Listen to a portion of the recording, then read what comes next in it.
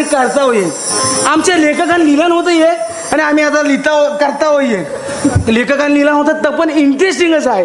लेखकांनी काय लिहिला होता माहिती आहे काय? झाली गद्दारी मंदिरात आणि कट रचिला अंधारात.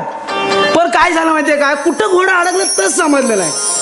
तर म्हणू दे पण सगळ्यांनी पुढच्या वर्षी नक्की बघायला यायचा.